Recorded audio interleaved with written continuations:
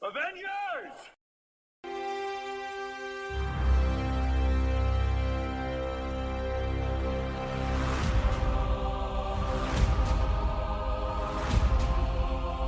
Welcome back, everyone, to another episode of Talking Smack, where we talk superheroes, movies, animation, comics, and much, much more. I am your host, Josh Scar, coming to you from a pre-recorded location where we are on the planet Hoth, because it is minus 32 degrees Fahrenheit today, and it is getting colder.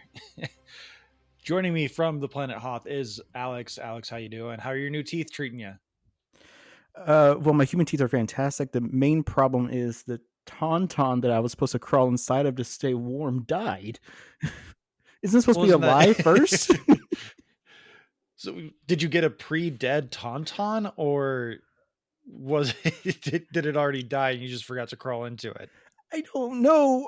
I woke up from the anesthesia and I had beautiful new teeth, and then I saw the white in the cold, and it's been miserable. But I have to know. In a time like this, will you and Elitist save us with your snowblower? I don't think my snowblower can save us from this kind of cold. As much as I would like to, the snowblower only throws it. It doesn't actually make anything warm, besides its own engine. Ah, damn. I was hoping we could huddle inside of it for safety. Yeah, no, my snowblower sucks too, because like it makes me just smell like exhaust fumes. It's so damn cold. It is very cold. I usually keep my house at like a balmy like 65, 66, because we like it a little cooler. We'll wear sweaters and sweatpants around the house. But not today. No, we've got the thermostat up to like 72, I think, and Oh wow. I'm like on the verge of sweating, but I'm like it's better than the alternative, because if it goes below 72, the house is freezing. I don't know why. Yeah, we have a checklist that my wife suggested next to our thermostat, which is: have you put on socks? Have you put on a second layer? Are the cats cold? And if the other cats are cold, thermostat goes up. It's hard to tell if my cats are cold, other than like if they let us boop their nose or anything like that, and like the nose is freezing, because they're usually just huddled up on a blanket somewhere. They don't they don't like complain to us too much, besides like their bowl is empty. Yeah, we yesterday I pulled we have a giant down comforter we only pull out for the depths of winter like now, and I put it on the bed to kind of like air out a little bit because it's been all nicely folded in the closet just to get any funk off of it. 20 minutes later, I come into the room, two of the cats are curled up on it, and it's draped over the headboard, so there's only like maybe a foot strip of it. And we're like, how the hell did you know?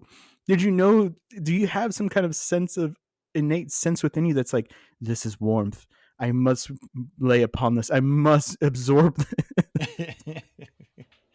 They must have some kind of sense. That reminds me, there's an episode of House where they think this cat is able to like predict someone's death, and they don't come to the logical conclusion. They're like, "Oh, we're putting heated blankets on their feet," and the cat just comes and snuggles them. It's a good episode. It's got oh, I'm forgetting her name. She plays Scott's ex-wife in Ant-Man, and she's the mom in Jurassic World. Yeah. She plays the nurse who's like, the cat chose me. I'm supposed to die. And House is like, you're an idiot. The cat wanted to join you because you had a heated blanket. So Alex, I'm busting out a thing here that hasn't been busted out in a while. It is time for a Scar Wars, because social media is pissing me off. And not just because it's like social media, like I can live with that at this point. Like it's white noise, which maybe for some of that stuff it shouldn't be. But I was pre-scheduling some announcements and episode releases for Facebook. Our Facebook is pretty bland because I don't like go to pages. I don't. We follow people, we follow studios and stuff on Facebook, but the algorithm on Facebook is so jacked up that like I don't use it for anything other than pushing our own shit. And something caught my eye that I just was like, okay, let's see what this is. And it was one of those like, oh, fan theory, blah, blah, blah, blah, blah. And they're usually dumb and stupid. And I've been extraordinarily over fan theories since The Last Jedi. Like the whole speculation, fan theories, and everything, like they've gone completely out of proportion. And I know they're just clickbait articles at this point where Screen Rant will just scroll through Reddit and find like the most controversial fan theory and roll with it so that they can get engagement and anger clicks. But this one, like it's a group page for Disney stuff because everything's listening and they know I'm a Disney adult. So they're like, hey, Disney. And I saw two fan theories that just pissed me off because it just reinforces the idea that media literacy is dead. So the first Yep. one that I had was Mirabelle did get a gift in Encanto because she can communicate with the house and she can do all sorts of things with the house. Fucking no. Watch the fucking movie because you figure out pretty easily that Mirabelle has a relationship with the casita because she has no gift. She Yeah, has to develop a relationship with the house because everyone else in the family has a gift. They're off doing things, taking care of the village, and Mirabelle's trying to do stuff for the family. And part of doing that for the family is working with the casita and doing stuff for the family. exactly. She has a symbiotic relationship with the house because she has no gift, and the house is like training her, we'll say. I don't want to say grooming her because grooming has become such a negative connotation here, but the house is like training her and getting her prepared to become the next head of the household. The house saw the traits that she had in her were similar to abuela's when they created the Encanto. Hmm. And in this instance, they're like, "Oh no, she has a gift. She can communicate with the house and do all the she works so well with that." Yeah, because she had to fucking do it. Yeah, Everyone else takes the house for granted because of their gifts and what they're already preoccupied doing. Mirabelle can appreciate the house because she has no extraordinary gift beyond who she is. that is her gift. Is who she is. Exactly. Yeah, They fucking say it in the last song. The miracle is you. exactly. Y- There's nothing it's not that big of an onion. It's fine as it is. You don't need to go and make a bigger thing out of it than it is. And because I spent 10 seconds looking at this and steaming at it, I scroll down a little bit further and Facebook's like, "Oh, you like that? Here's more of this from that channel." And Uh-oh. this one was like, "Oh, hey, by the way, did you know Moana died?" Really? Yeah, when she asks the ocean for help and Hmm. the ocean sends her to Maui's island, she died and became a demigod. That's why she can survive a fall into Lalotai, and that's why she can do all these amazing things like take on a bunch of coconut monsters and just be awesome. It's not the fact that, she grew up on a tropical island and has spent her entire life just being awesome, because the first thing we see her do as an adult once the welcome song is done is jump 30 feet from a fucking post to the ground doing parkour. Oh, That the visual cue that would break anyone's leg, and she's just like Spider-Manning down it. But no, she has to go off and she died and became a demigod, even though that mm, completely undermines the story and the point of the movie, which even the movie does, because the entire time they're kind of building up Maui to become a human again and like right. reacclimate himself to be with the humans and the mortals. But because he's the genie, he can't do that. The genie has to go off and go have fantastical adventures elsewhere, despite being free but still being magical. Hmm. So she died. That does make a lot of sense. I mean, when you think about it, the reason why she can do all that stuff is not because of like her grandma's spirit helping her or the ocean literally throwing her back into the boat or stuff like that. It's that she's dead. And she's a demigod. Yeah, the gods. She was rebirthed through Tafiti's heart or something as a demigod. Like, no, again, it's a Disney movie. The onion is not that thick. It's not Attack on Titan, people. Exactly. The whole point is media literacy is dead. Like, Yeah. people can movies are art. You can take what you want out of them, but you also have to take what the movie gives you. And in this Hmm. case, in these two specific scenarios, these are just adults who need more depth in something that is not that deep. Yeah. And more power to you if you think that's a more interesting theory, but it's not right. And stop No. pushing it like it is. And that's what these Facebook groups are all about. Because among other things, like my mother-in-law, who is also really big into Disney, and she also loves Bluey. She babysits my kids for us, and she has become obsessed with Bluey. So she's even in like a Facebook group.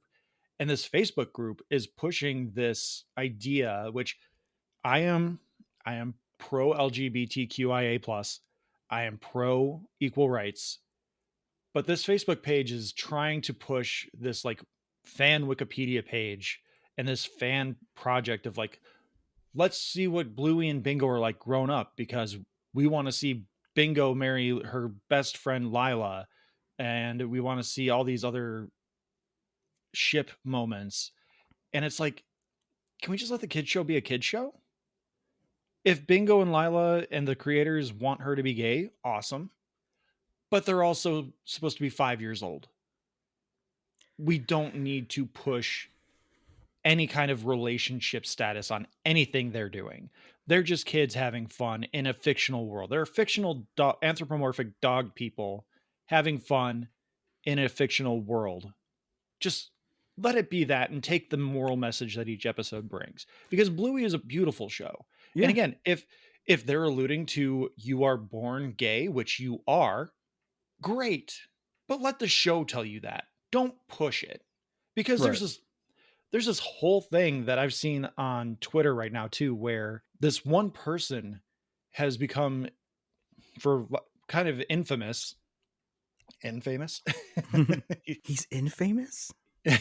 He's so famous, he's infamous. Wow. The infamous. I've derailed myself. But this one person has become pretty infamous that they are so sure that Taylor Swift is at the very least bisexual and Right. like closeted, that they're harassing Taylor Swift online, or I don't maybe they're even saying that they're a they them, that Taylor Swift is a they them, like non-binary. I don't know, but this person is like harassing Taylor Swift. Taylor Swift has said like I'm she her. I am dating men. I have a history of dating men. And just because this lunatic, like this is me now, I'm Yeah. editorializing, but like just because this person has decided to decipher a code that doesn't exist in Taylor Swift songs, they've decided that Taylor Swift is non-binary and bisexual. And it's ridiculous. And like that's not even media literacy. Like that's just me going off on a tangent that it came to mind. But like, let things just be as they are sometimes. Like we don't need to dig for deeper meaning on some things. Yeah. So the Bluey thing kind of reminds me of, at least wait till the show is over, because Calvin Hobbes is one of my favorite cartoons. The creator famously didn't allow like TV shows, really merchandising or anything for it. And so fans, and it's been over for almost 30 years now, the fans have done kind of like little sweet little tributes and ideas, like, oh, what if Calvin and Susie got married? Would Hobbs then go to their kid and stuff like that? That's kind of cute, okay, maybe, Calvin marries his next door neighbor kind of thing. He doesn't actually hate her, he picks on her and throws snowballs at her face and stuff. But it's done. It's over. The story's finished. If you want to wait for Bluey to be over, for the story to be the serialized story to end, and then start shipping characters as adults or whatever, okay, fine.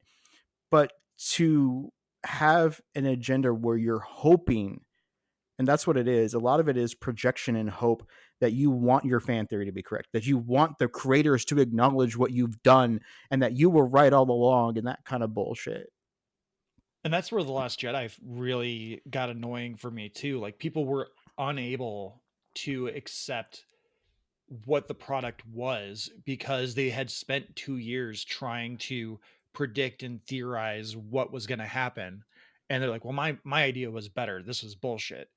And again, if you think you could have done better, cool, but it's not what we got. And you have to judge something based on what we got, not what you thought would have been better, which I Yeah. know I'm guilty of. We talk about it all the Mhm. time in our reviews where I say, like, I would have preferred to see this, but I try to judge a movie based on the merits. because I want them all to be good. I want them all to be what everyone can enjoy. But you also have to kind of kind of going against myself here for a second. You have to take what the movie is trying to tell you as well, which like I'm not a Last Jedi defender. I don't hate the Luke stuff. I don't think it's great either. I do think the Canto Bite stuff is trash. Yeah. Like I don't care that it's supposed to be about like the futility of whatever.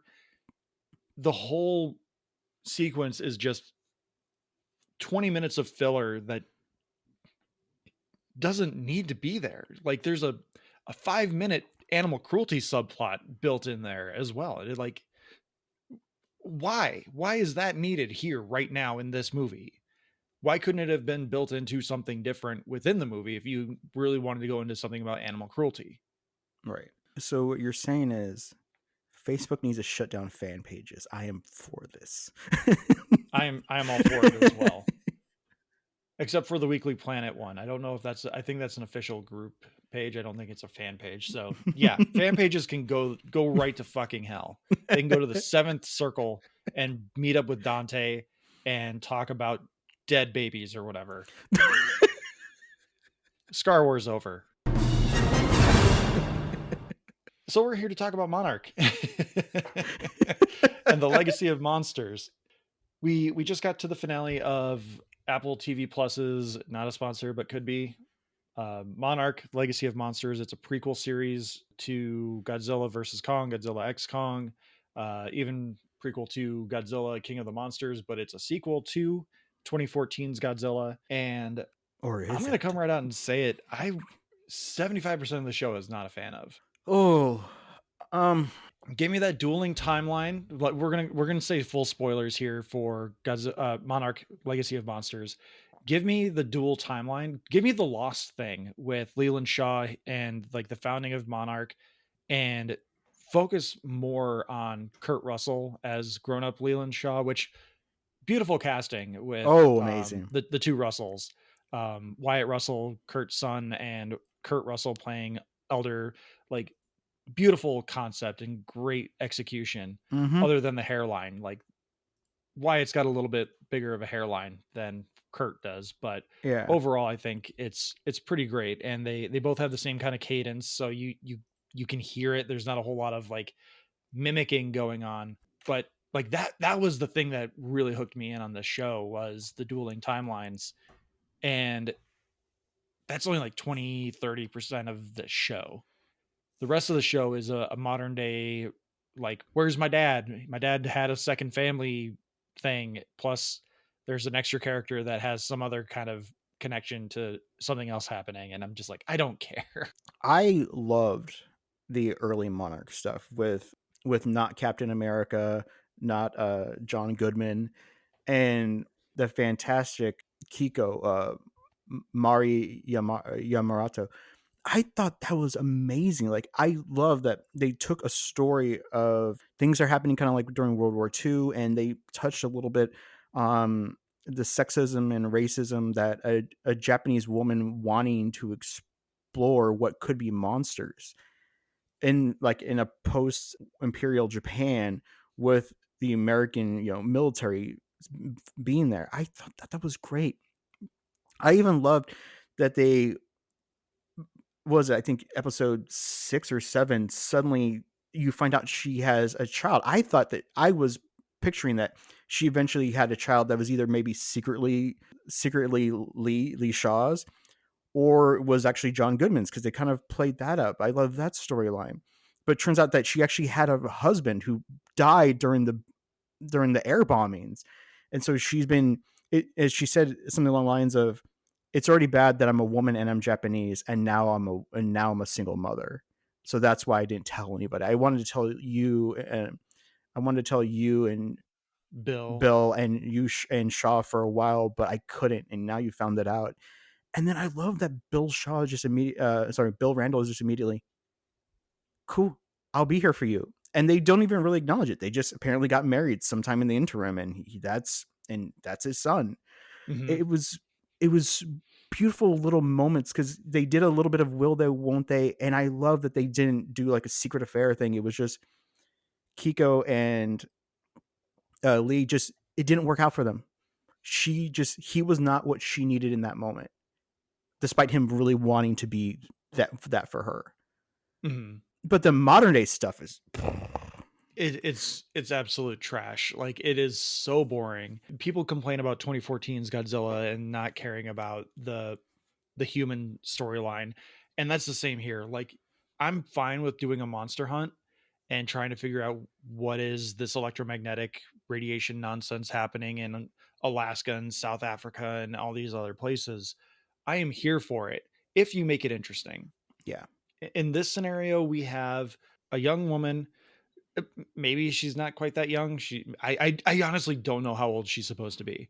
She's a Right. school teacher, and apparently she's a bad person. Um, her father has recently been announced dead, and she goes to clean out his office in Tokyo, Japan, and accidentally walks in on his second family and her half brother. And like, okay, interesting. Let's see where this goes. And it just, the way it's done, with how the idea that this is Bill Randa's legacy, this is a family lineage of doing stuff with Monarch, is stupid, because a secret government agency isn't going to just be like, oh, you're the son of not JFK. That would be a horrible situation here. Oh, you're the son of Teddy Roosevelt. You're the son of you're the child of this important person that is related to the CIA. Well, now you get to be a CIA agent with no credentials and no training, but maybe you can take some good guesses and we'll be able to move along from there. Like, no, it's it's not. Yeah. They want to do a national treasure with monsters, but they forget the part to make it fun. Yeah. Part of the thing that really I found the modern day storytelling disjointed, because I do understand. I mean, they hammer it like the last episode. This is your family's legacy. Kate and Kintaro are the children. Props to you for remembering their names, because the only one I know is May, and that's because they say her name like Yeah. 60,000 times in episode Mhm. 3. Yeah, they're the children of Kiko's son, whose name I suddenly forget. They just call him Dad so much. I don't even remember. Hiroshi. Hiroshi, yes. Yeah. So, and they play with a little bit, like, apparently because he lost his mother the very first episode, or is the second episode, somewhere in there. They lost her, I and think then it was the eventually, third episode. yeah, and then you do know, if you've watched Kong Skull Island, you know that John Goodman's character Bill Randa, he passes away. They allude that Kurt Russell's character Lee Shaw, something happened with him, because you should be almost 100. You look great. I'm like, yeah, well, Kurt Russell's only like 72, so Yeah, and that was like the minute they said that, because like my brain was just like, yeah, Kurt Russell, whatever, World War II, okay. And exactly, like, I'm here for it, because I've dealt with Steve Rogers for the last 20 years of my life, exactly.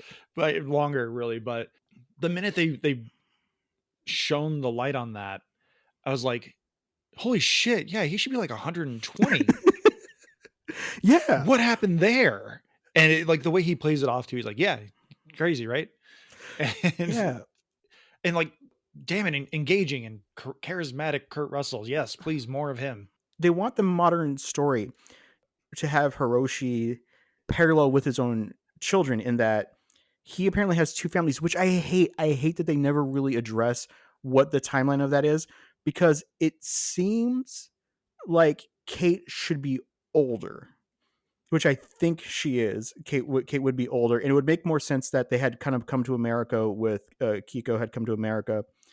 It would make sense that he found that family first, and then when they acknowledge what happened with Kurt Russell and him returning from the other world, and he accosted that nurse, and apparently Hiroshi guilt sleeps marries her and has a second family out of guilt that his Surrogate pseudo uncle. yeah surrogate uncle briefly choked her. That doesn't quite make sense, because they're trying to parallel that with Kate being a bad person, in that she's dating another school teacher while having an affair. And then we've talked about this. I know you don't think it, but I think she's trying to steal her half brother's ex. Which, like, fine. I have no problem with it. It's weird, yes, but whatever. Like, to each their own. Yeah, but it's as you said. There's nothing really too compelling. There's no really national treasure thing going with. They just kind of stumble forward from space to space to space, always being behind Lee Shaw or Hiroshi, and it really just makes it seem like Monarch is just incredibly incompetent, which they acknowledge repeatedly. Monarch is apparently incompetent, just like to sit around and study data and not do shit. Yeah. But it doesn't make for 10 episodes of compelling current timeline TV. And they try to do like a fake heel turn where old Lee is taking over a Monarch station, so he can get some kind of info. I don't even remember half of the plot details from the show, because this is one of the shows that, like, it did not benefit from a week to week, Mm-mm. because it's been 10 weeks since the show started, and I've forgotten most of it. I do not remember half of the plot details. I remember that Hiroshi, which props to you for remembering his name, because his sole identity is, I have two families and I'm Bill Randa's son, Yep. in any sense of the word. Like, that is his identity. He has no other impact on this show other than Mm-mm. being the plot point that drives them forward to continue to find new monsters, because he's trying to do something. I don't even remember what he's trying to do. He's just like going to these data points and activating monsters, I guess, which one of them just happens to be Godzilla sleeping in the desert. So we finally get some time with him in the last episode, and I looked at my wife and I was like, "So what is he actually doing?" And as I asked her that, like on TV, he said, "I'm trying to prove that my parents were right, that there is like a hollow Earth." And I'm like, "How? By drawing star charts on your window and having the two?" It didn't make sense to me. It Yeah, it's a convoluted mess of nothing, Yeah. where they had plenty to go with the dueling timelines, and the legacy of monsters could be that, like, Mm-hmm. you have the founding of Monarch in post World War II, and you can kind of go to the ascension of Monarch and the legacy of monsters. It's all about Monarch, which is in the name of the damn show. But So they make it more character driven, but they have these archetype characters, which, again, how old is Kate? Is she in her early 30s? Is she in her early 20s? Is she in her mid 20s? Is she in her mid 30s? I don't fucking know. And they do shit like, when we find out finally, like, why she's so traumatized by Godzilla is because she, quote unquote, lost her kids. And you're like, "Oh damn, she was a yeah, mom and she lost kids, and maybe even her spouse, her partner, whoever." yeah. And no, she lost a bus full of kids to Godzilla destroying the Golden Gate Bridge, which, like, yeah, that's horrible, but it's not as traumatic as losing your child in quote unquote G Day. It undercuts itself so bad. I will say that the reason why that scene to me as a non-parent didn't buy it is because they never spend more than like 30 seconds in the classroom. If they had shown her in the classroom, her bond with the children, and that, obviously losing a bus full of your students would be horrible, but we as the audience don't get that connection because we don't see her bonding with them. Instead, that episode is centered around, she kind of has an on and off thing again. She's more bonded with the teacher who's like, "Hey, listen, let's do this, make this official," to which they cut back to, then turns out that morning she was actually having an affair with somebody else, with a different person. You are not tied into the emotional aspect of the children. You're tied into, "Oh, so she's a shitty person. Oh, and the kids died." Yeah. That's where I didn't like. Now, to give this show a lot of props, I love how strong the female characters are. In that, the final episode where Hiroshi finally gets some reckoning with it turning out he has a second family in Japan, that scene where where he's basically moving out of his Japanese family's household, I expected the wife to so just kind of like do the whole thing, because she was giving this speech about how Kentaro needs a father, and just because you had these different lives doesn't mean you should lose that. And then she gives him the wedding ring and says, "Don't forget to call him." That was unexpected. I'm like, damn, good on you. He Mhm. fucked you over, but you still want him to have a presence in the son's life if the son needs it. I loved that. That was a good defining strong moment. That's a fantastic point, which like I was so bored in all of it that I didn't even catch into that. Hmm. And to also go back to Kiko, I also love that she was such a strong presence. The writers very could easily had her having an affair with Kurt Russell, because who wouldn't? But they made her have the deliberate choice of going, "You're not the right person for me. I want Bill, because my job here is to prove that Titans exist, to continue to have Monarch funded. You're our government overseer, our military overseer for Monarch. Do your goddamn job and make sure that things are running for us with the military."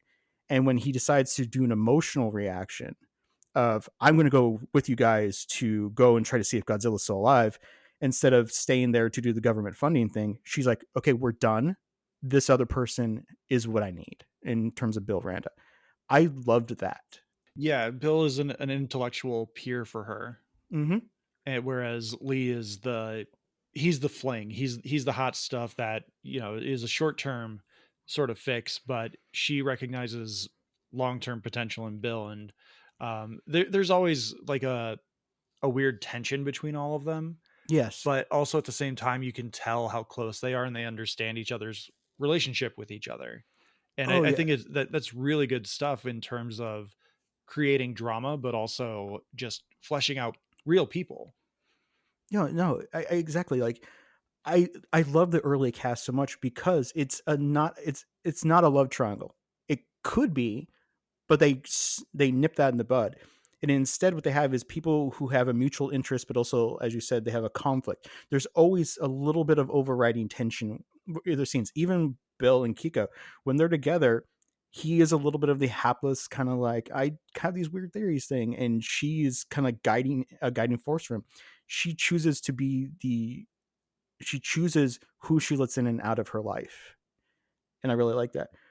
To pivot briefly, in terms of like how old the children are supposed to be, they explained that Kurt Russell, well, his early version, Lee Shaw, his Wyatt Russell, falls into the portals of the Hollow Earth. And apparently, when you're down there, every day that passes down there is like a year up above. So he spends week and a half. I think he said like 10 days or something like that. Yeah. Somehow gets sucked back through one of the portals, and it's been 20 years. And it said distinctly like 1982. And that's when the costing happens. And apparently Hiroshi marries that woman out of guilt, which, how old are the kids supposed to be? I don't know. It is 2015. So, I mean, Kentaro seems like he's supposed to be like maybe 23, 24. yeah, He's a young up and coming artist, and he's having his first show at some point like a year prior to the events of G Day, or even just before G Day. Mhm. And I don't know. There's a weird dynamic of these kids are I thought Kate was a college age kid Yeah, for most of the show, until they're like, oh no, she's a teacher who had her entire class die on a school bus. And yeah. that was a year prior. And I'm like, okay, like the actress is young enough that she could be a Hollywood 18, or she can be a Hollywood 35. Like Yeah, she is beautiful, and you just don't know with Hollywood what they're doing with a person like that. yeah. And the same thing with Kentaro. He is youthful looking, he's very handsome, but you don't know if he's supposed to be a Hollywood 18 and like a senior in high school, or if he's supposed to be a senior executive at some company as a like a wonderkind, and he's like 32. Yeah, the only one of that trinity that they really pay attention to in terms of really trying to place the age is May, who's played by Kiersey Clemens, who I feel bad that they kind of gave her the short shrift of the storylines there, because she is involved with Apex, this technological company that she apparently is on the run from, which is why she's hiding in Japan. and they kind of just ship them together. Literally, his opening night, he stumbles across her, they flirt, he takes her to a secret bar, and then they sleep together, and then something happens and they break up over the next few months. But they still kind of stay in contact in some Yeah, fashion. and she's this wonderkin kind of hacker who really is into ancient tech, which is why they find some old reel to reel stuff, and she's able to like process it and find the data on it, which is really cool.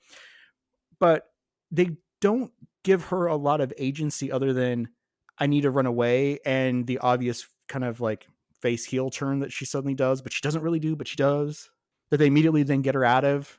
It's a weird moment where she's like, I'm going to face my past and I'm going to own up to it. And then they're immediately like, okay, but you're going to spy on your friends for us. And she's like, okay.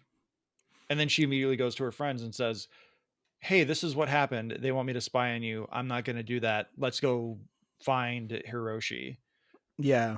And so there's, I just, But she also offers to spy on them for Monarch as well at one point because she wants to just like go home or like go back to Tokyo. Like her character motivations are just so scattered. yeah. Early on in the show, she's just like the I'm not supposed to be here guy from Clerks. Like she's like, I'm not even supposed to be here. Like, why are you dragging me along on this adventure? I don't want to Yeah. be here. And like that's fine enough motivation because she's just angry. She's like, I just want to sit in my apartment in Tokyo and hack. That's what I do.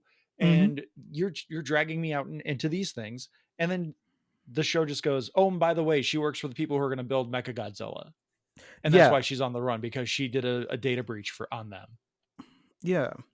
So, I mean, and that's really the story. The founder of Monarch, Hiroshi is a bad person, and they're kind of like always trying to hunt and find him. And then and then older Lee wants to close all the portals of the wormholes, and there's it like you said, it's kind of like he a bad guy? Suddenly he's like, no, he's actually not a bad guy. We all know he's not a bad guy.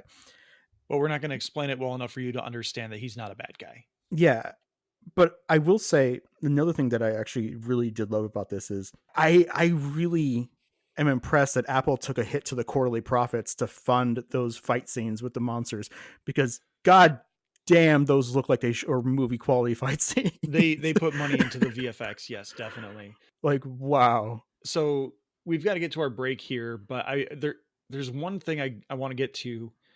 The Hollow Earth thing is I'm fine with. Yeah. The time distillation breaks this fucking universe. Yup. Because what the hell happened in Kong or Godzilla versus Kong? We have the fight on the ship. Yeah. And then we have the fight. How does it? So it goes Godzilla wins the first fight, Kong wins the second fight, Godzilla wins the final fight. What's the second fight again? Is that the one where he gets the axe? Maybe. I honestly I love those movies, but I can only watch them once because they hurt my head so much.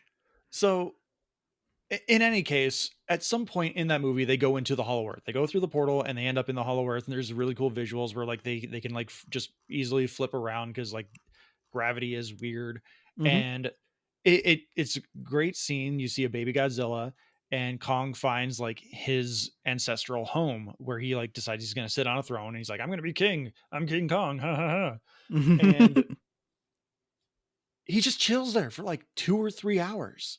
Yep. So are they telling us that at some point in Godzilla versus Kong, there's like a week difference in time, or like maybe even longer? And Millie Bobby Brown and her group of people and the Eternals and the kid from Hunt for the Wilder People and Deadpool 2, like they're just on this train for however long while they're hanging out for a couple of hours in the Hollow Earth, but they're taking days, weeks, months to get from their underground railroad to Japan or China.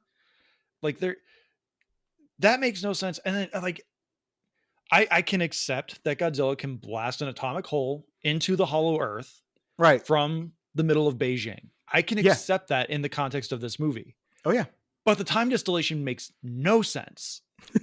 How does that work when so like did Godzilla just spend like 3 days blasting a hole into the Middle Earth? Middle Earth, Hollow Earth. Like where does the time distillation happen? And obviously they're also setting up Kurt Russell showing up in Godzilla X Kong. I Oh feel hell like yeah. that has to be a thing. Oh yeah. So my thing about that is that I find really funny is that now that you're pointing that out. So they establish that if you fall through one of the little ripples, you kind of have to fall after a Titan because if you go through yourself, you explode. But there's like a Whipple rake with a Titan going past that thing. So that's where Lee Shaw disappears as they drop the thing into the earth. He ends up down there. It's essentially like a radiation Yeah. drift. Like you're drifting behind them. Yeah, and the reason why Kiko survives, which by the way, badass, that Kiko's like, it's only been like 57 days. And she looks awesome, and she's apparently a skilled hunter with a whole camp set up. She's become rebooted Laura Croft. Yeah, exactly. She's She Predator now. But so they established that. Then how the hell does the atomic blast work? Because does it makes the hole, so can people now just straight up travel through there if they just crawl down the hole? Why not? I don't. And Or maybe it'll close up because Godzilla. I don't know. And all right. I want to say is the Nerdstalgic podcast, or maybe it was Hops Geek. One of them had that shot of Godzilla coming through the curtain or whatever, coming in through the portal. Badass. And they were like, "Oh man, like such a cool shot." Honestly, for me, I thought he was gonna go, "Honey, I'm home," like Earl Sinclair from Dinosaurs. Like just the way he came through that door, I was like, "Bum, bum, bum, bum, bum, bum, bum, bum, bum, bum, bum." Not the mama, all that jazz. Like I got so disillusioned with this show by that point. I could not engage with like their epic moments. It just all became hilarious to me and stupid. So I'm starting to sense that in the Talking Smack rating that this might be a pass for you. It's definitely a pass for me unless you are extraordinarily invested in these movies, because I feel like there has to be something leading into Godzilla X Kong, or maybe they're doing a sequel where they're going to start building Mecha Godzilla. But the hook of the end of this season is that Kate, May, Kiko is now with them, and Leland was left behind. Kurt Russell was left behind. But it's been 2 years since they fell into the portal, and now they're on the verge of creating Mecha Godzilla Yep. for Godzilla King of the Monsters. And like, okay, cool, but it I've seen the movies. I don't care about this. I feel it's a must see because I was invested enough in the past storytelling, the founding of Monarch, and the appearances of the monsters, and the invested in the fight scenes of them. I really enjoyed it. I need for this next season, if they're going to just basically skip past the past and stick with the present future people, you got to bring back Kurt Russell, and you got to give me something to work with, because the current legacy of monsters is that apparently Hiroshi and his children are kind of monsters. The legacy of monsters is that humanity is bad. No. And Soylent Green is people. Oh. I mean, I applaud anyone who found something to enjoy out of this show. I got bored with episodes like 5, or no, like episodes 4 to 8 were just boring to me, and then 9 and 10 kind of brought me back a little bit. But the minute they revealed that Lee was just caught in a time distillation by being stuck in the hollow earth for a couple of days, like 10 days for him, and 25 years in the real world, like that's not interesting. That's been done. Yeah, and I that portion I did not like, because what they basically say is, "Oh yeah, you're back. We're going to kind of study you. We're putting you in a retirement community." And they literally cut to him like this badass soldier guy being put in a retirement community. He literally just is sitting there, the young not Captain America Popping sitting pills. there popping pills, and then it cuts to him as an old man about to pop pills, but G-Day happens, and it's like, so you're just going to skip 30 something years. You're not going to tell us like he tried to escape a few times. He just gave up. You don't try to reclaim your life. You don't try to father Hiroshi, who at that point Hiroshi should have only been like 25. because Hiroshi in that van before the event happened, it was 1962. He's like He 8 or looks, 9, maybe. he looks, yeah, maybe 8 or 9, and they jump 20 years in the future, so he's almost 30. You can't Yeah, try to reclaim something. Yeah, no. no.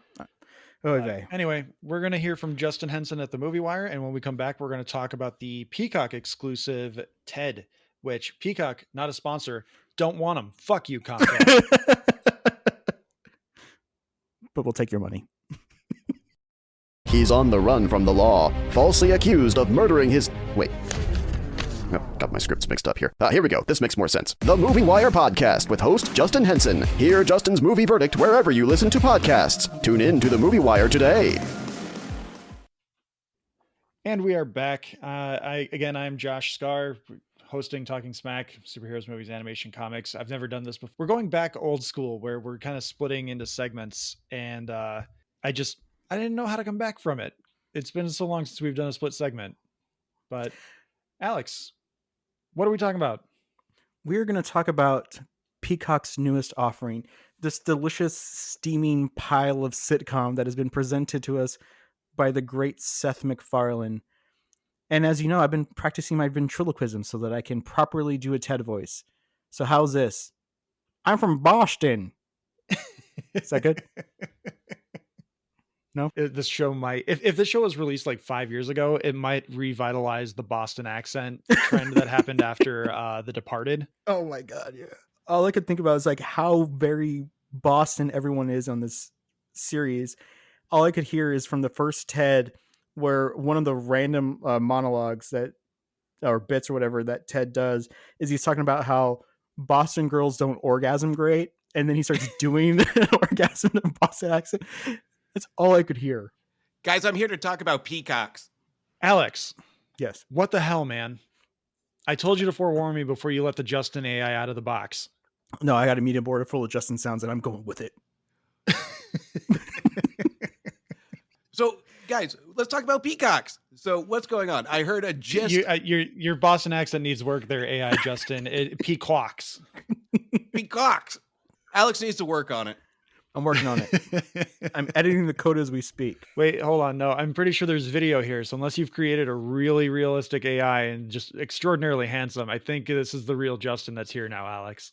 Oh, damn. He got out of the sack. We got to be careful on the editing here. We're talking about peacocks and sacks. So I hear they're not mutually exclusive. So a few years back, Seth MacFarlane struck a deal with Peacock. The first production out from him is TED, a 7-episode sitcom event prequel to the hit movie and less hit second sequel. And from the first 5 minutes of the show, all I could think of was, dear God, are they also Boston Roman Catholic? And they confirm it. Well, I mean, I'm pretty sure that's all they allow in Boston is Roman Catholic. Oh, I don't even know how to review a sitcom, man. Do you? One of you guys have an idea? Well, I just think the way to go about this one is let's start from the root of it. So, what I really did appreciate about this is that they didn't give us a lot of that fluff backstory of the origin of Ted or any of that. They kind of just jump right in to the relationship piece, the family piece, the stuff that we know that everybody really cares about. So there could be some debate on a prequel set. Where did Ted really come from? And just focus on that. But we just jump into this family relationship and the comedy just hits the ground running. And that's what I really did appreciate about how it set the foundation of what to expect in episode 1. I haven't seen the sequel to Ted. I thought the first one was okay. I'm not a big fan of raunchy stoner comedies. Stoner comedies just aren't for me. Like there are a handful that I really enjoy, but for the most part, I don't care about stories about slackers who smoke a bunch of pot, and that's hilarious. In this case, I came into the show just like wanting something to watch, and I have a free trial of Peacock that's about to run out. And so I was like, all right, TED launched. Let's see if like the first episode is any good. And then I saw it's like all 7 episodes. So I'm like, okay, I have something to watch for the next few hours. Which like the first episode is nearly an hour long. And I was like, dear God, I hope this isn't the whole show, which I think most episodes are around 35 minutes of content. And then you have your credits and everything. But this is very much a show of Seth MacFarlane hanging out with his buddies, Mm-hmm. because every single person in this show, as far as like the main cast, has had a role in something else, except maybe young Marky Mark. I don't know if he's been in anything else with Seth MacFarlane. One thing I do appreciate about the show is that they went out of their way to make sure we know how much young John is a loser, and like how he just is so naive to the world because of his relationship with Ted. And I think that plays really well, especially going into the finale. The first few episodes with the bully storyline, I'm like, I could take or leave it, especially with the way that storyline ends. It seems a little counterproductive to how the show presents John. But the sitcominess of it is really good, because you have the whole idea of him and Ted basically playing a surrogate dad to the bully, and by the end of it they're like, oh man, I hope he did really well on his test, like, oh come here kid, we're we're real proud of you. I thought that was really good, and that was like very good sitcom stuff. But then the kid just disappears, and it's like, shouldn't he have a friend now? The bully thing threw me off because like 2 or 3 episodes later, they introduce a random other kid making fake IDs, and I thought that was the bully, the wearing just glasses. But apparently, it's a completely different actor. The one thing that I really do wonder is Ted's "I love you" button. His little "I love you" is Tara Strong. Did they just keep that from the first movie, or does she do it live every time? Like, how much is she earning per button push there? That's what I want to know. Well, even when we get to that scene where he's in the church, where he's arguing with the pastor of the Jesus episode, where he presents himself as Jesus, that's one of the most classic scenes where you actually, I was like, he's got a good point. And then even the preacher just kind of says, dude, can I get on with the sermon? Right when he presses that button of I love you, I'm like, I'm sold. Ted's Jesus. But then later on, when they're doing dinner at Grace at the same episode, he's just responding to everything. Like, dear Jesus, yes. That was a really good Christmas episode. Like that's not Ted Lasso Christmas episode, like all timiness, but I think in terms of like a comedy Christmas episode, I think that was a really good bit. And then by the end of it, where he decides that like, oh, or someone remembers that like, oh, didn't Jesus die on the cross? He's like, oh, well, fuck that. Maybe I'm Buddha. I will say, I think the episodes go on a bit long because he doesn't have to cut it down for, the 24 minutes plus commercials.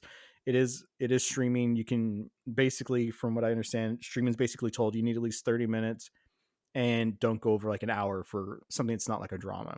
And some of the bits do go a little long, especially when Maddie, played by Scott Grimes, who is the Vietnam veteran father, has a very thankless task of basically he has to be the stick in the mud, who has to be slightly racist, who has to be all this crap because of course it's the early 90s. And when he and Blair, his niece who lives with them while going to college, whenever they would start to butt heads, those were always about 90 seconds too long. It's like, yes, I get it. Politics were different in the early 90s. You're doing kind of like an Archie Bunker kind of style shit. But Maddie's not being funny. Maddie is very much, he is just there to be got like 3 or 4 times in politic discussions and have like one good zinger back of got you, you're also a racist kind of thing. Like I did find it funny the first episode, they're going on and on and on, and all of a sudden out of nowhere he's like, well, you're racist too because you when you played with Barbies, your black Barbie doll would always be the one you do something on first because you wanted to see if it was look good on your white Barbie doll. That made me laugh because I was like, but she was a kid.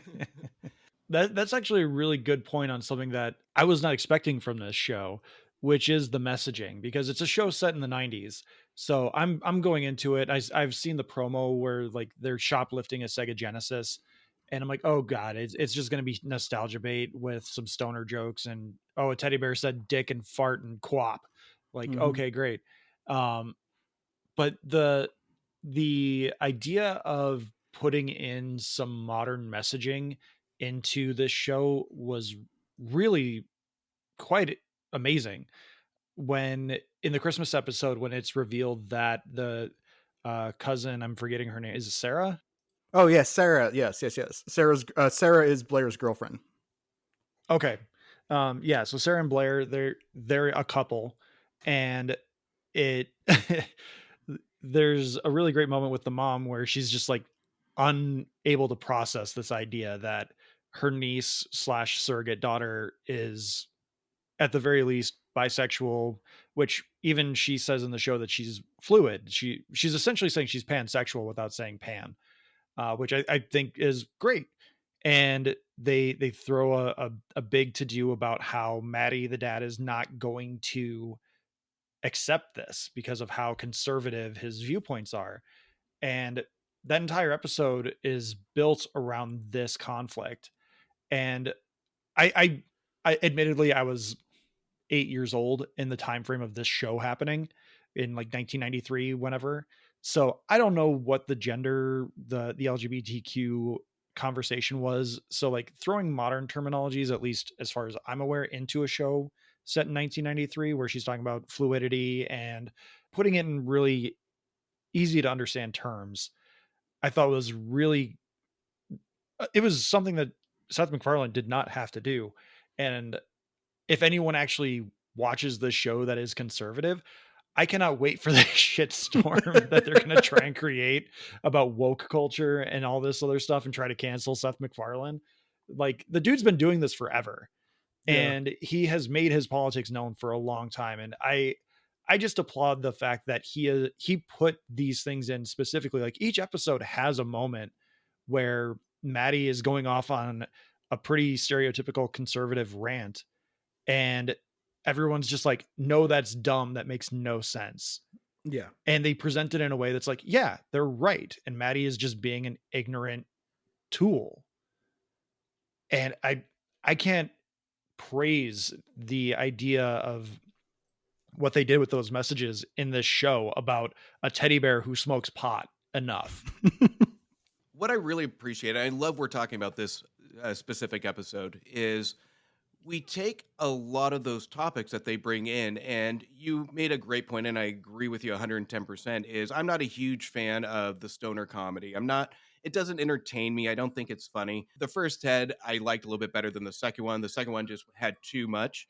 But the balance this has between messaging, humor, and almost satisfying both the emotional elements of messaging and laughter, this episode is a prime example of that proper balance, because it, to me, when you have Maddie go out to the car, and it's a great performance by Grimes, where he goes, I came from a different time, where it doesn't justify anything, but at the same time, it's the acknowledgement of him trying to open up that dialogue and attempt for the sake of family.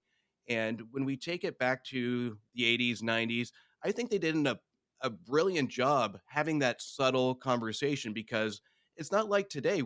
This is kind of how the conversation was back then, where it was addressed, but it wasn't addressed. It was subtly addressed, it was brought up, but it wasn't a heavy-handed topic that we have today. And I think the way that Seth MacFarlane actually addresses that is absolutely brilliant, where he really, it's more of a conversation starter than anything. And we have all these reasons why to justify actions or behaviors. And he doesn't solve any problems. He doesn't really bring any conclusions. It just kind of lays there, and it leaves it up to the audience to see what the characters are going to do next, or what the conversation piece is going to be. So I think when it comes to that episode, it's one of my favorite episodes, because I think, to me, I got a little emotional to it, because it's the acknowledgement piece of change. I think that's actually very true, and I believe you're both are very, very right about it. And I do love how nuanced it could be. It just, for me, it was just some of them went on a little long. The other thing that I found really bizarre and awesome is the mom character Susan, played by Alana Ubach, which I didn't quite understand what they were doing with her character at first, because she always talks very slow. She seems like a little not dim, but like a little like slow on the uptake and stuff like that. but she is so encouraging to the other characters, and I love that. The porno episode, Ted and John want to get a porno. They eventually basically make some fake IDs and get some, and then what happens is that, of course, the porno gets stuck in the VHS player because it's 90s. You only have one VHS player. It's in the living room. I'm sorry, Alex. It's a VCR. Yeah. Oh, sorry, VCR. I'm sorry. If we're doing Boston, it's VCR. VCR. They get home. She's watching it. As she turns on the TV, she thinks it's her husband's. And she goes and talks to Blair. And she's saying things like, they were doing some things. Does he want me with another woman? I'll choke another woman if that's what he wants. And I'm just like laughing my ass off so hard about that. And then later on, there's an episode where they're trying to fix Maddie and Susan's relationship. And it turns out she had been studying to be a teacher, but then she became a mom, which happens to many women. Is that like you had your own career path, all of a sudden your mom, especially in the 70s or 90s, that your path took a different turn. I like they did do the stereotypical thing of she's the substitute teacher for John's class. They did not do that John was pissed off about it. John was the one who suggested it. And when she gets there, she solves a problem that's kind of going on with one of the students there. She is the one who's like, yeah, that was nice and all, but I actually really like being at home. I like taking care of everybody. I like my church stuff. I like taking care of the kids. Apparently she lets in the mailman every day to use the bathroom. They actually provided some nuance to her character beyond the normal sitcom bullshit of like, oh, she's going to teach and she's going to be hard on John, or she's going to be nice to him and he's going to be pissed off because he's a stoner. No, they did enough with it that they made it interesting. And I will say the comedic effect of her watching the porn and just holding on her face while she's like digesting everything that's happening while you hear the sound effects. Couple that with the Christmas episode where she walks in on Blair and Susan making out, and then she stares at it for too long, slowly shuts the door ever so close, but then opens it up a little bit. I'm like, are you processing this? Are you turned on by this? What is going on in your brain? This poor woman. She has probably had in this household in the 7 episodes of sexual exploitation than her entire life. And the problem, we talk about the VCR piece. This is where it goes kind of sitcom-y because as a teenager growing up in the 80s, 90s, there's no way I would pop a porno in the living room. Hell no. I would be unplugging that VCR and taking it up to my room. They obviously have a TV there. So it was kind of a setup for me on that one. You kind of saw what was going to happen. You have the main living room. The tape gets stuck, which is a teenager's worst nightmare, is being caught with your porn. And, don't even shut the blinds, mind you. Right. And it's during the day. It's like, what if the mailman came? Yeah, is he still going to use the bathroom, walk through the door? But I like the general topic of going to the video store. We've all been there. If you say you haven't, you're a liar. Of any teenager that walked to the video store, saw those curtains, saw those doors, and just stare at it. Oh, yeah. And I love how they address this too, where it's almost like a fantasy of wonder. And the scene where they come out with 12 porn tapes, and that's you're lucky to get one, but you have 12 of them. That executes the teenage fantasy right there. Nothing brings a smile to a kid, a teenager's face, when you have that taboo topic of somebody bringing out 12 porn videos from the video store that you can't get. Yeah, and that episode also has one of my favorite gags, which is that they have to go replace it. They sneak into the school after hours, but because there's a basketball game going on, there's no problem there. And they decide to wear jerseys to pretend they're on the basketball team. So of course someone gets injured. They point at Ted and they're like, "Hey, Ted Bennett, you got to get in here." And then they cut to him walking out to cheers. Apparently, he won the game for them. He has a trophy, and he just chucks in the trash and says like something like, "That's not so fucking hard." I want to know how the fuck the teddy bear won the game. That was a great gag. That one got a big laugh out of me. One of the things this show does so well, which Seth MacFarlane does, he gets a lot of shit because of the Family Guy trope of like, you remember that time, blah blah blah. The dialogue in this show is so good. Like, on point. I love a joke that punctuates itself. And so like there's the Halloween episode, which I know Justin is a big fan of, where Ted's inebriated and at some point he's trying not to drive, or he's trying to drive, and Blair is like, you can't. They have a back and forth, and he's just kind of like, he gives in, she's driving, and they start having a conversation, and he punctuates the joke after they have all this conversation, and he's just like, oh yeah, it's a good thing I'm not driving because I am drunk. And like I love those kind of self-awareness joke punctuations, and this show is just littered with them, and it all works really well for me. Yeah, one of the things I love most is there's this offhanded thing where they're talking about movies and they mention Jurassic Park, and they have real dinosaurs in Jurassic Park. He did Jaws, he did E.T., and he got rewarded with real dinosaurs.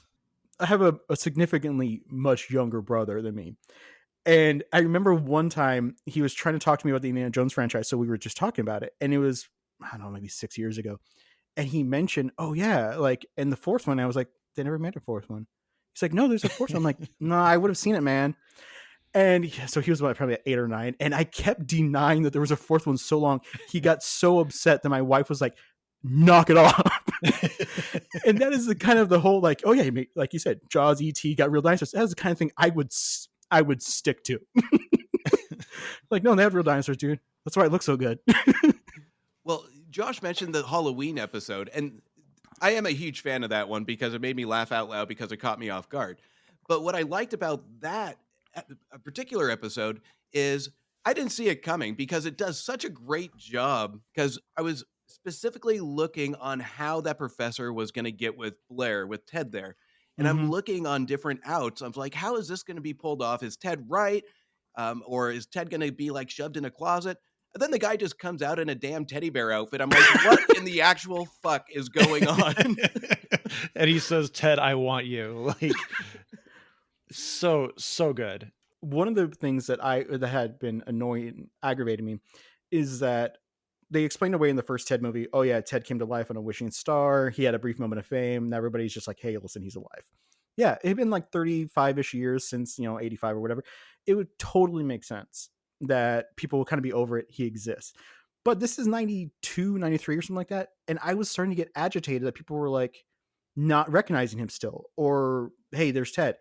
And that there's no novelty to him being alive other than, the family just being a teddy bear. But that episode redeemed it because he went to the party and everyone's like, oh my God, I've always wanted to like do a shot with the teddy bear. Oh my God, I've always wanted to do coke with you. And then it caps it off with the professor not having any fucking interest in Blair at all. No, he wants to do all this stuff with it. The costume design was brilliant too. It was just, it hit all the right notes when it comes to timing on it. Speaking of the costume design, one thing that, again, they nailed with the timeliness of the show being set in like 1993, Ted's going around at the Halloween party as an Ewok, and no one knows who the hell or what the hell he is, which in 1993 is dead on. Oh, you're Lawrence of Arabia. So something else that I will say that this show does extremely well is it came out from Who Framed Roger Rabbit, which is called Bumping the Lamp. There's a scene in Roger Rabbit where Eddie grabs him, and because of course Roger's not there, he swings around and like hits the lamp or something like that. And so they're stuck with, do we reshoot or do we put it into it? And they decided to animate it in. Keep it. You bump the lamp. He's a physical object. Roger should hit the lamp. That's the way the position is. That's the way it should go. And that's what makes that movie so amazing is, yeah, he interacts with the world. And they make Ted freaking interact with the world. His shadow is always there. he has weight to him when he gets picked up and thrown or slammed against the wall. It's fantastic. And they remember, like, one of my favorite random jokes is Blair's trying to teach them about periods and how it actually works, and Ted's just making all these random offhanded comments like, so like in February, is it shorter than the other months? And Blair goes, do you want to get fucking wet? And they have like him startle the chair, move a little bit of him being shocked. Those are just these little details that they actually make it seem like he's living there. In the classroom scenes, when Ted is making quips and remarks, the other students I was in the background glance towards his chair or start chuckling and looking that direction. They actually, versus many sitcoms, you know, or other stuff, is the extras in the background ain't doing shit. They're drinking coffee, ignoring people screaming, fighting in front of them. No, they have everything around them reacting to what's happening. And Seth MacFarlane, fantastic. I love that you brought up the set interactions, because you're 100% right, especially when he dives into the big bin of wieners and says, I'm king of the wieners or whatever. But if you look, that is a show-off scene where you have, you bump the lamp, you have the shadows, but then you have scenes like that really show off what they're trying to do, and having that character in full character form of interacting with everybody. So, and you talk about the extras, and you're 100% right, is instead of just having this scene, and this is smart direction, instead of just having that scene of people placed as props in the background, you have that full interaction, and it's super engaging because you actually believe it. Ted is, by the end of the 7th episode, you just treat him like a normal character. It's almost like you forget he's a teddy bear. Yeah. He's just one of the cast members, and it's just an incredible directed piece. And honestly, I'm kind of glad they didn't do a 3rd movie, because this actually works. And what I really appreciate about it, I think I brought it up in our Discord, is there's no set timing to this. There's no like, this is exactly 33 minutes. This is exactly 38 minutes. The shows go on typically at random times, because it's whatever the story requires for that episode, which I really do appreciate, because I've never been a fan of set time. This has to be past the 90-minute mark and you're done. So I really did appreciate that every episode's going to have its own set of rules when it comes to the comedy, when it comes to the story, and when it comes to the runtime. It takes its time to tell the story and doesn't take the runtime into consideration. Yeah. Speaking of the final episode, the punchline for that episode broke me. Not because it was so funny, not because it was just the funniest thing in the world.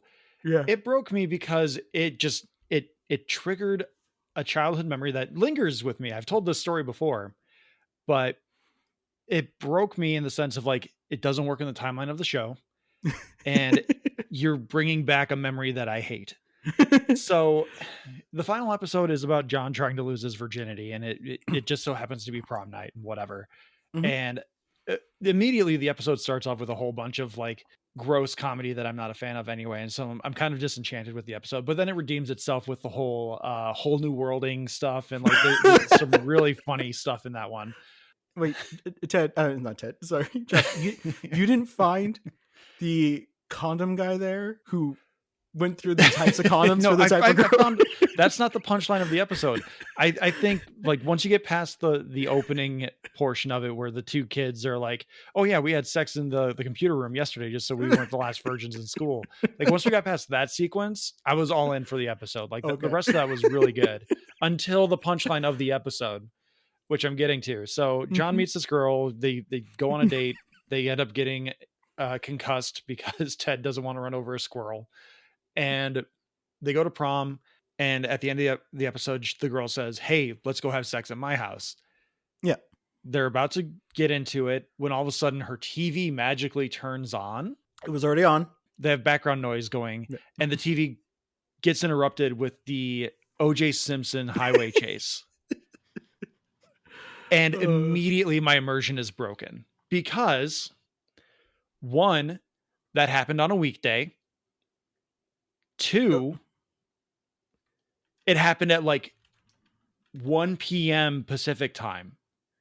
I know this because I came home from school that day to watch X-Men the Animated Series on syndication on Fox Kids, and the O.J. Simpson chase was on. And I am fucking pissed. I noticed that too.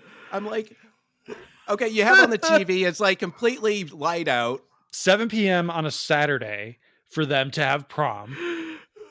But the O.J. Simpson chase is happening midday in the West Coast on a day that it's not actually happening. No. Sorry, Seth MacFarlane. No. Get a better joke. Get a better punchline, I should say. Like I do, and I also do not buy a high schooler is that invested in the O.J. Simpson trial. But he was Murdoch. Which, like, yeah, we acknowledge that she is a weird cinephile because she likes Flash Gordon and she's aware of O.J. Simpson's acting roles in other movies. But that moment just broke my immersion because I have this horrible childhood memory of O.J. Simpson interrupting my TV time. Yeah, specifically X-Men the Animated Series, because I needed to know what happened to Morph. She got a pass from me during that, and I noticed the same thing. But since she name dropped Naked Gun, I'm like, all right, all's forgiven. So, well, I will say that that episode had probably one of my other favorite jokes is they're trying to find somebody to Johnny to have sex with, and Ted goes, well, instead of feeding the hungry, can she just fuck the desperate? It's so stupid. And of course, as you mentioned, they're whole new worlding by being on top of the car, and the ER doctor's just like, I've seen this so many times, and then that goddamn movie which should never come out. Immediately, there's another group comes in dressed as Aladdin and Jasmine. I don't even remember this being a thing when I was a I don't teenager. think it was. I don't think it was. I think it's just Seth MacFarlane making a joke. Like, don't remember ever driving down the road and seeing two people in costumes riding down the highway. But, maybe I missed out. I don't know. Maybe that's why I had such an unlucky time in high school with women. I didn't whole new world them. You weren't thinking outside the box. Right? God, bastards. Okay, I will clarify, Josh. This memory you have of the chase interrupting, according to what I'm reading right now, it started at 6:20 p.m. on the West Coast, which would have been 9:20 p.m. on the East Coast. Are you thinking of perhaps the trial verdict? No, because I remember the Bronco. What the hell happened to that? They were interrupting syndicated TV at 3:00 in the afternoon, showing the chase. I remember the chase during the day too. So I mean, the footage is shown during the day. I mean, yeah, but yeah, that's real weird. Mm-hmm. You need talking smack fact checkers. Friday, June 17th, 1994. Why was I still in school that late? The 90s were a wild time. It was the verdict. February 4th, 1997. Huh. Why the hell were they showing the Bronco chase then? Because they would have been leading up to it, of everything that happened to it, and the audience coming back, the jury coming back and all that stuff. What? All right, Justin, go ahead with you were trying to say something before Alex continued with his fact checking and breaking the whole thing down. Well, now we can just transition this into the OJ discussion. No.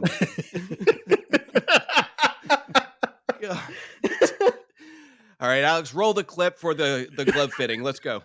Insert the South Park Chewbacca defense. If a 9-foot Wookiee lives on Endor, it does not make sense. Well, what I liked about this episode is this one, we have a lot of nostalgic nods throughout the entire thing, which I liked. It didn't feel forced. It felt natural to me. But what I really enjoyed about this one is this one was a complete nod to just the old school rom-coms. And it's like the complete cliche rom-com with only Ted's spin on it. And I really enjoy it. And I spoke to this in one of my last episodes, is I'm a sucker for the money shot line of go get the girl or go get him or things like that. And this one really brilliantly places that in. And I remember just going, yes, because it was a feel-good moment. Those are feel-good pieces of it. And it's one of those that you take, it's a perfect ending to the 7th episode where you really have this feeling where it just kind of sums it up with one sentence, and you really want to root for this character, even though he's trying to be a dirty bird, but you really want these characters to win. And I really enjoyed that subtle nod to the rom-com feel. Yeah, Definitely. I really enjoyed it. Yeah, it was a little long in some places, and I don't think that the parent drama is nearly as interesting as he wants it to be. Mm-hmm. Like the scene where he takes her out to dinner, that's so way too long. That was very long. And I think it was later in the season, the Halloween episode, that I think he finally found a groove that like Ted doesn't just need to be with John. Ted and Blair are really good together. Almost better. Ted needs to be the glue for everything. Like it needs to be a true ensemble. It can't just be like, here's the B plot with Ted and John while the rest of the actual sitcom is happening with the rest of the family. Yeah. I think Ted could be a really interesting show if McFarlane uses him to properly ensemble everything. Yeah, and best part for me, the part I enjoyed most with Maddie, is his Vietnam story. Was so unexpected. I was hoping somebody would bring this up. I'm not spoiling it, but the lead up to that, where he convinces Blair to go with him to the hospital,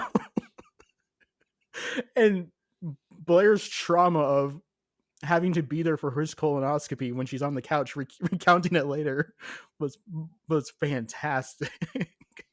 That Vietnam story was, I was laughing. My wife was like, what is going on? I'm like, you would not enjoy this humor, honey.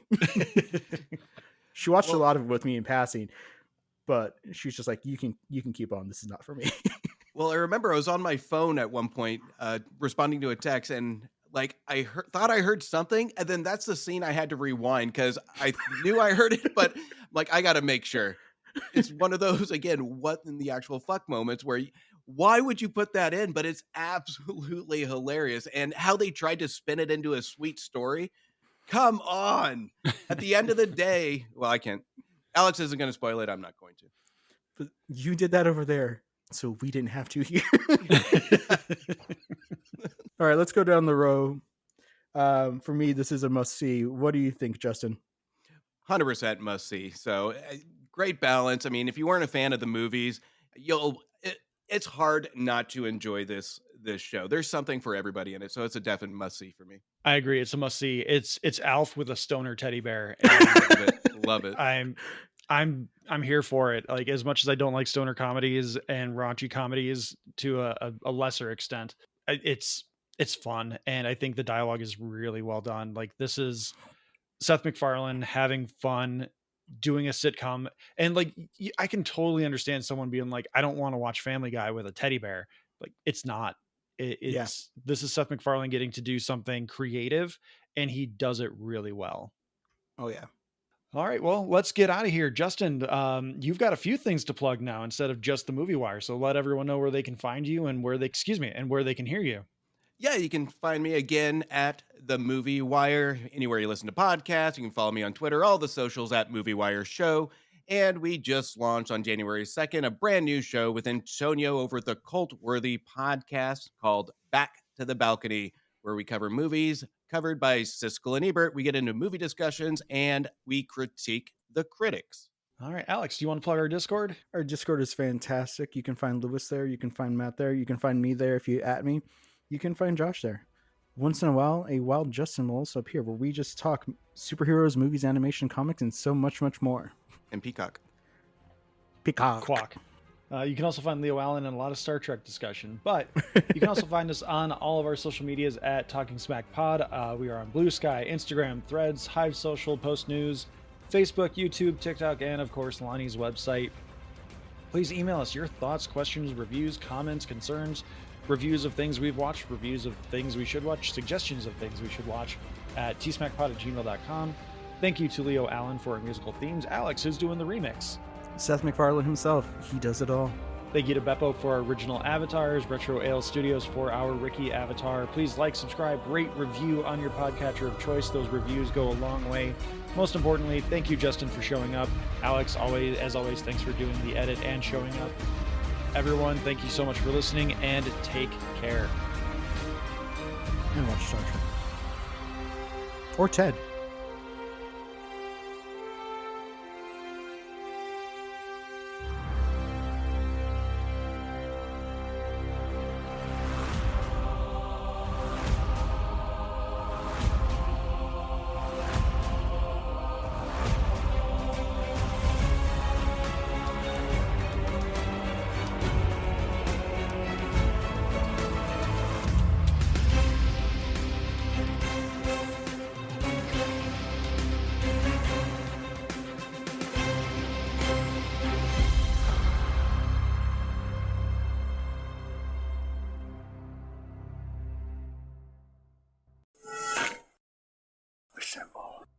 Rage! Rage!